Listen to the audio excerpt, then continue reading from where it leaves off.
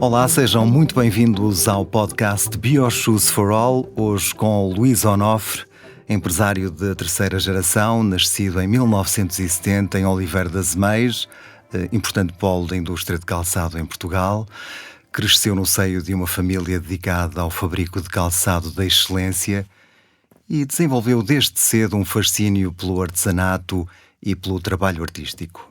Formou-se na Escola de Belas Artes do Porto e no Centro de Formação Profissional da Indústria de Calçado. Em 1990, assumiu a gestão da empresa de calçado, fundada pela sua avó, em 1939, e há 25 anos lançou a sua primeira coleção sob a marca Luís Onofre. Desde 2017 é presidente da APICAPS e foi nomeado presidente da Confederação Europeia da Indústria do Calçado. Olá, Luís, bom dia. Bom dia, Paulo. Muito obrigado pela presença. Muito obrigado eu por estar aqui neste podcast. Acho que a sua apresentação foi fantástica e acho que já há pouco a dizer. E até eu, às vezes, me emociono um bocadinho com aquilo, com o tempo a passar e como as coisas mudaram até desde então, não é? Mas agora na primeira pessoa, e para começar, para o conhecermos melhor, seria possível falar um pouco do percurso pessoal e profissional, como é que iniciou a sua carreira no mundo do design de calçado e quais foram as principais etapas deste trajeto? Podemos estar aqui a falar sobre isso durante muito tempo. Eu recordo-me que tudo começou numa cabine telefónica, quando o meu pai me ligou. Eu estava a passar as férias com os meus primos em Lisboa. E ele, na altura, eu estava para seguir a parte de decoração de interiores, ou arquitetura, ainda estava assim um bocadinho tudo turvo na minha cabeça. E de repente, o meu pai acabou por receber uma notificação na própria empresa que iria haver um curso de design de calçado, estilismo de calçado, bastante complexo. Aliás, foi provavelmente dos cursos mais longos da história do hoje Academia de Design de São João da Madeira. E ele ligou-me logo, um bocadinho contente por haver um curso daqueles. Eu fiquei assim, um bocadinho... Eu não quero sapatos, porque sempre tive... Eu vivi sempre muito dentro da empresa. Eu comecei a trabalhar, recordo-me, nas minhas férias, aos 15 anos, ia começar a cortar, a aprender um bocadinho a arte do calçado. E foi uma coisa que nunca me puxou muito. Até chegar, de facto, à parte criativa. Aí sim, aí acho que houve ali um cliquezinho, o meu pai conseguiu me convencer e lá fui eu tirar o curso. Os primeiros meses foram complexos, porque é uma arte e uma técnica que se tem que aprimorar ao longo do tempo. Ainda muito jovem, muito inexperiente, podia dizer assim.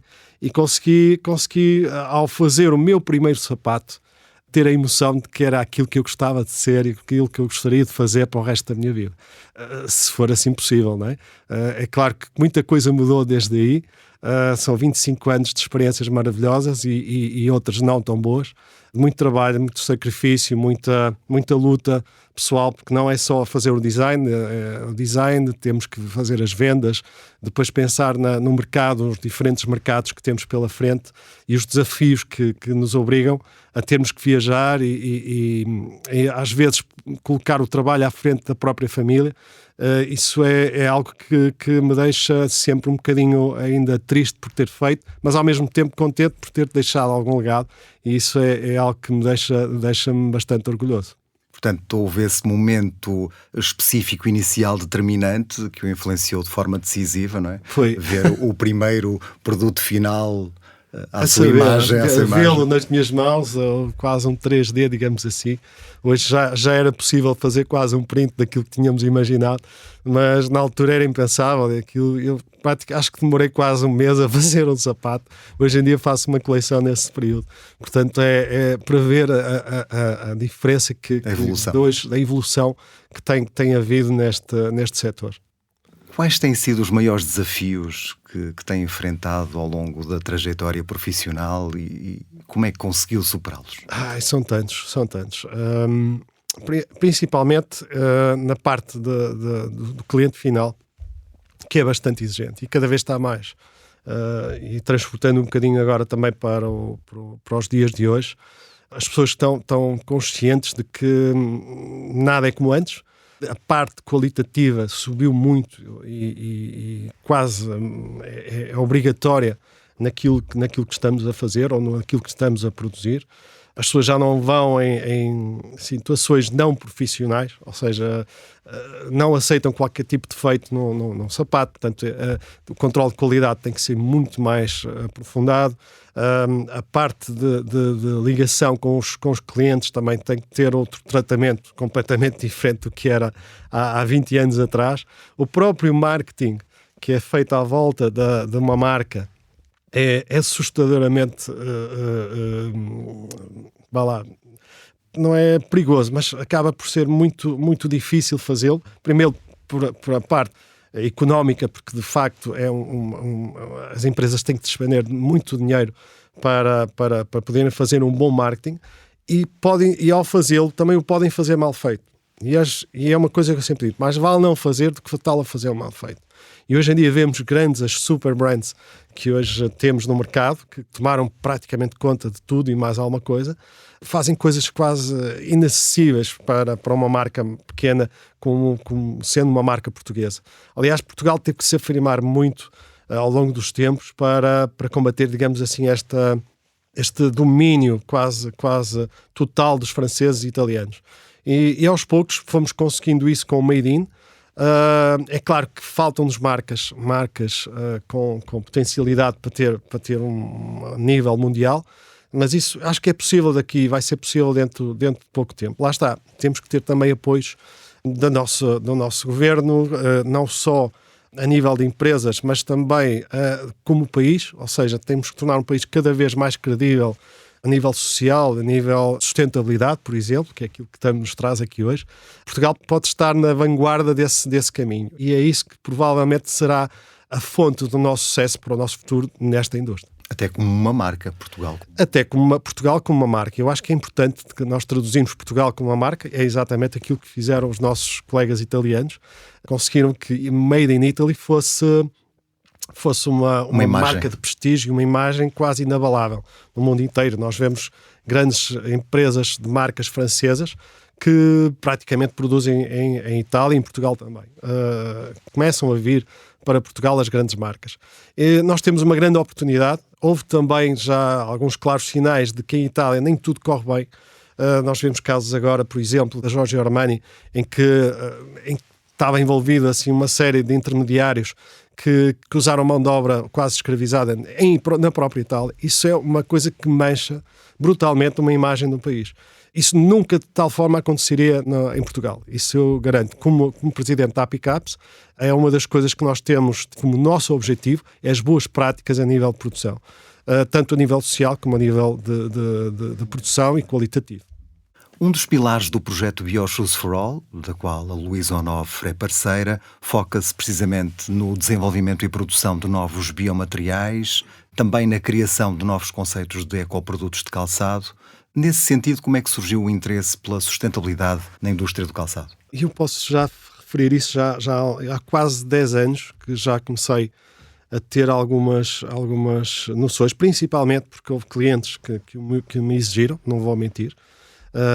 Houve clientes que foram extremamente rigorosos na sua seleção de empresas para produzir e estou a falar já no âmbito de private label, nem era propriamente a Luísa Onofre. É claro que eu depois todo esse conhecimento fui transpô-lo também para a minha marca e fui sempre querendo trabalhar, por exemplo, com peles que fossem sustentáveis dentro do World Leather Group.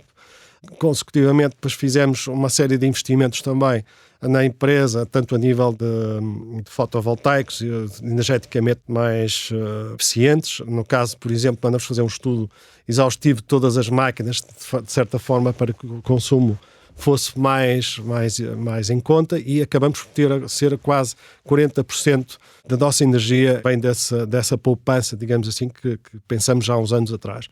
Consequentemente, fomos cada vez mais exigindo aos nossos fabricantes, aos nossos parceiros e fornecedores, que também tivessem atenção ao cuidado que têm com a elaboração dos materiais, nomeadamente nas peles, que foi uma das coisas que fiquei bastante contente, no caso da Indutec, que foi uma das empresas com que estamos a trabalhar em conjunto. Já agora, deixe-me só dar os parabéns também por esta união tão grande que houve na indústria, ou nas várias indústrias, tanto a Jusante como a Montante. Portanto, foram quase 100 entidades diferentes, desde universidades, a partes de pessoas técnicas que se envolveram para podermos, neste cluster, conseguirmos ir para a frente com este projeto. No meu caso, por exemplo, a Indutan, fiquei bastante contente que nós conseguimos criar uma pele, por exemplo, com crómio 3 abaixo de 100 e os biofenóis, que agora estão falados, os biofenóis que foram descobertos agora à última hora, como sendo o último problema das peles, conseguimos reduzi-lo para 500. Isto tudo traduziu-se num problema técnico muito grande para os nossos fornecedores. Mas conseguiram lá chegar com um bocadinho de vontade e com a exigência também das marcas, porque às vezes a pressão faz-nos bem. Essa pressão, no fundo, cria mais adrenalina, digamos assim, para rapidamente conseguirmos chegar a uma solução. Porque, caso contrário, não temos encomendas. Portanto, isso é algo que, de certa forma, desperta o melhor do ser humano, e acho que é aí que temos que nos agarrar de uma forma mesmo veemente. Atualmente estão a ser desenvolvidos no projeto BioShoes for All novos conceitos de calçado para a marca Luís Onofre, utilizando materiais reciclados e de origem biológica. É possível falar um pouco sobre esses novos materiais que estão a utilizar e quais as vantagens em comparação com os materiais tradicionais? Ora bem, há sempre uma tentativa de irmos buscar, no fundo, aquilo que já foi feito, a parte de reciclagem, que eu vou dar também outro exemplo da indústria das solas que tem feito um trabalho notável, que é o caso, por exemplo, da Bolflex, conseguiu, com os resíduos das empresas, criar novas construções, até ligações entre borracha e o couro, que até hoje nunca foram feitas. Portanto, uma novidade que as próprias marcas internacionais já estão alerta, e com muita satisfação vejo essas marcas a entrarem cada vez mais no nosso mercado, não só também nos nossos fornecedores, como também a produzir tanto na minha empresa como noutras, com este tipo de materiais, que são, no fundo, o aproveitamento de algo que já está feito, e, no fundo, acabamos por conseguir uma matéria-prima que acaba por incorporar o sapato, que entra quase na parte circular, que é exatamente esse o contexto deste BioShoes. E falando agora um pouco sobre o processo de desenvolvimento de um novo produto sustentável, quais são as principais etapas e desafios que esse processo envolve? São muitas, porque eu acho que, principalmente, nós temos que agradar o cliente final. E o cliente final, cada vez mais, tem que ser chamado a atenção de que este é um tema importante. E ainda não estão as pessoas ainda bem mentalizadas para isto. E é algo que tem que mudar também na sua mente. É que, eventualmente, vamos ter produtos que, se calhar, não têm a mesma beleza que tinham os produtos passados, mas estamos a trabalhar para isso. Isto, tecnologicamente, ainda há muito a fazer. É muito complexo, por exemplo, darem-me um material maravilhoso que tem o seu toque natural. Estou a falar, por exemplo, de uma pele com um bocadinho mais de crómio, com outra que não tem, porque é uma pele que fica muito mais seca. Portanto, temos que começar a pensar. O design tem que ser direcionado exatamente para tipos de artigos que aquele material nos possibilita fazer. Nem tudo é possível fazer. No calçado, eu aprendi bem jovem que todas as ideias são boas, mas quase 90% delas não se podem realizar devido à dificuldade técnica. E esta é uma dificuldade acrescida, porque cada vez mais temos que colocar artigos que sejam amigos eco-friendly, mas ao mesmo tempo tenham a sua resistência. Porque há duas versões. Há uma que é o nosso caso, que nós tentamos que o produto seja durar quase para sempre, caso as pessoas vejam o sapato como uma joia e que queiram guardar no seu armário, nem que seja para uma segunda ou terceira geração. Toda a gente se recorda dos sapatos das nossas avós. Eu adorava tê-los agora, neste momento, infelizmente não tenho. Mas é uma das coisas que eu tento fazer, é eternizar, digamos assim, algo que faça. Por outro lado, há o caminho da reciclagem, que é criar produtos em que sejam fáceis de manusear e de retirar e de desfazer, de forma a que possam os vários tipos de materiais possam ser reencaminhados para a reciclagem, nomeadamente a borracha por um lado, a pele por outro, a parte de metal também por outro. Já há empresas a fazerem isso, com alguma notoriedade no mercado, e que no fundo também estamos a fazê-lo em conjunto, não só com o nosso Centro Tecnológico Português, que está envolvido também a nível europeu, e isso foi uma das coisas que me deixa bastante orgulhoso, foi quando estive na Confederação Europeia, consegui unir quase todos os centros tecnológicos para que trabalhassem em conjunto em prol de algo tão importante que é o meio ambiente. Foi já um trabalho continuado do meu colega Cleto Sacripanti, que era o presidente que começou com tudo isto. Houve uma continuação e agora alegro-me muito da nova presidenta, a Rosana Peral, que vai continuar exatamente com este tema e até com soluções bastante inovadoras que já estão a fazer em Espanha e que vamos também transportá-las para o nosso setor aqui em Portugal. E como é que o mercado está a reagir a estes produtos mais sustentáveis? Os consumidores estão cada vez mais conscientes, mais exigentes em relação à sustentabilidade? Eu acho que sim, eu acho que já respondi um bocadinho antes, mas ao mesmo tempo ainda falta... Eu acho que a beleza ainda conta muito para as pessoas.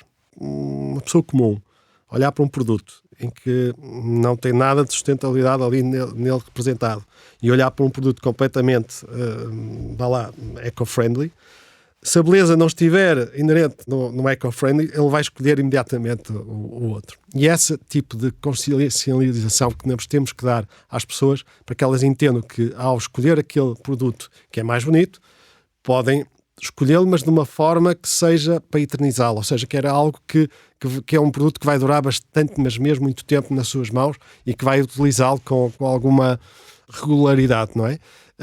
E esses produtos também têm que ser pensados, ou seja, cada vez mais temos que fazer um produto que seja eterno, que não vá muito nas modas, mas que seja um produto quase, transversal a quase todas a moda que passamos e vivemos. Eu acho que vejo a parte da reciclagem muito mais dedicada ao fast fashion.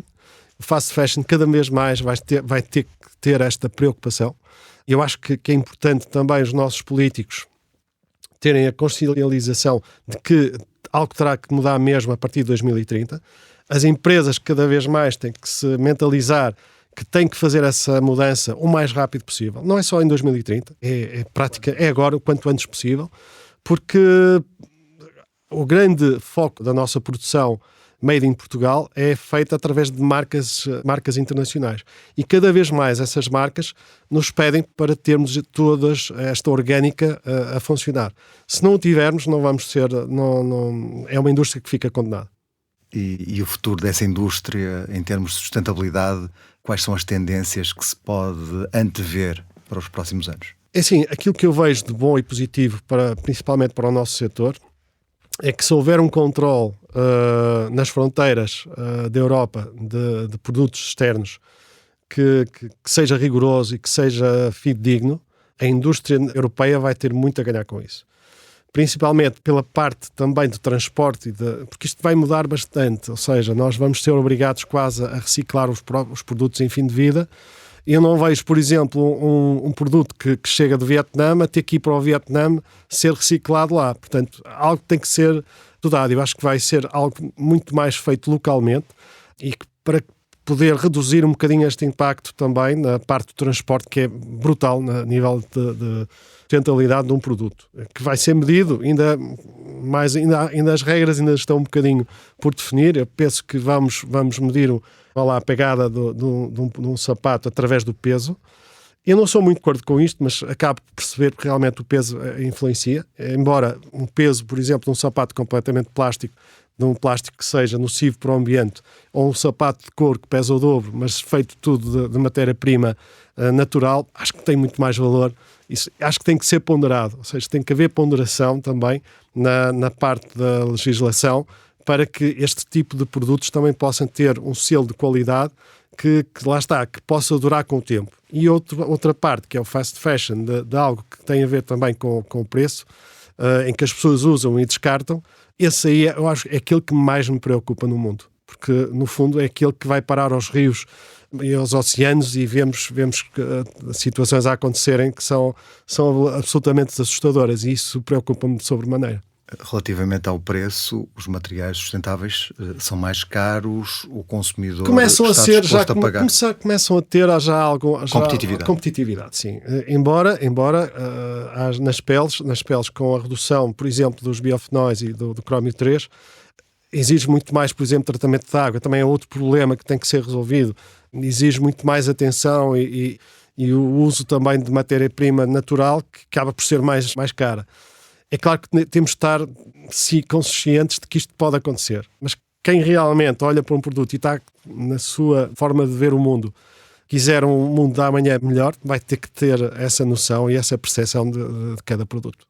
E relativamente a matérias-primas, que destino se poderia dar aos múltiplos excedentes de stock? Essa é uma boa pergunta, Paulo, porque eu tive a atenção redobrada nesse aspecto, porque criei uma linha que lhe chamei Limited Vintage, em que vou exatamente usar esse tipo de excedentes de matéria-prima, tanto aplicações como peles, como, enfim, várias construções até de sapatilhas, em que vou, no fundo, criar modelos específicos que se tornem basicamente eternos e vão lá ficar até gastarmos a matéria-prima toda inerente a esses mesmos modelos. Portanto, é uma linha que saiu agora, já está online também à venda e nas lojas Luís Onofre, é exclusivo para as nossas lojas, porque são séries mesmo limitadas. Ou seja, estamos a falar, imaginemos, de peças incríveis que se faziam, por exemplo, dos joalheiros em Itália, que já não existem, e que estou novamente ou que sobraram 5 ou 6 ou 7 pares, por exemplo, de uma aplicação. Vou redesenhar novamente esses modelos para as construções atuais e tentar recriar, digamos assim, também um vintage para a nova coleção. Acho que é uma forma, de certa, vamos lá ver, que seja inteligente ao ponto de conseguirmos ir buscar determinado material que lá está e que não íamos usar ou que íamos deitar fora, que não faz sentido, utilizamos também para novas produções. Nada se perde, tudo se transforma. Tudo se transforma. Quanto a projetos futuros ou grandes planos para a marca Luís Onofre, em termos de inovação, sustentabilidade, é possível partilhar? Eu acho que sim, eu acho que tenho seguido, no fundo, tenho estado muito atento a tudo que sai de novas tecnologias, tanto de fabrico, de nível tecnológico, como a nível de sustentabilidade e a nível social. Portanto, são 3 temas fundamentais que eu vou estar atento e que a marca Luís Onofre vai estar, com certeza, atenta a essas evoluções. A tecnologia tem demorado um bocadinho mais a surgirem coisas novas, mas se repararmos há 10 anos que nem sequer pensávamos em nada disto, aquilo que está hoje já no mercado já nos oferece produtos de muita garantia, no sentido de irmos no bom caminho. E isso é muito positivo. Portanto, se daqui a 10 anos tivermos evoluído da forma como evoluímos estes últimos 10, acho que já estamos praticamente numa fase em que tudo pode ser circular naquilo que produzimos. Só para terminar, podíamos falar um pouco sobre a importância da sustentabilidade e a responsabilidade individual e coletiva na proteção do planeta. Que mensagem é que se poderia deixar? Eu acho que as pessoas deviam estar mais conscientes do problema ambiental do mundo, do tema social também, porque a sustentabilidade não é só o ambiente, é também a parte social. O mundo, daqui a 5 ou 6 anos, vai quase duplicar a sua população. Portanto, nós temos que ir buscar recursos a algum lado. E esses recursos são finitos. E se não pensarmos dessa forma, uma forma em que possamos aproveitar tudo que é lixo, tudo que é, no fundo, nós produzimos que não é bom para o ambiente, as pessoas têm que ter essa consciência. Que não façam por elas, mas façam pelo menos pelas gerações seguintes, que estão aqui, que não têm culpa das coisas mal feitas pelos nossos antepassados. Chegamos ao final deste episódio, onde falamos, entre muitas outras coisas, de design criativo, produtos eternizáveis e formas de ver o mundo. O podcast BioShoes for All com Luís Onofre, a quem agradecemos a presença. Muito obrigado. Obrigado, Paulo, mais uma vez. Um abraço e até breve. Felicidades. Muito obrigado. Este podcast foi desenvolvido no âmbito do projeto BioShoes for All. Inovação e capacitação da fileira do calçado para a bioeconomia sustentável, projeto número 11. Investimento apoiado pelo PRR, Plano de Recuperação e Resiliência, na sua componente 12, Bioeconomia Sustentável, e pelos fundos europeus Next Generation EU. Para mais informação, consulte o website recuperarportugal.gov.pt. Esta publicação reflete apenas as opiniões dos autores. O PRR, Plano de Recuperação e Resiliência, e os fundos europeus Next Generation EU não podem ser responsabilizados por qualquer uso que possa ser realizado com as informações nela contida.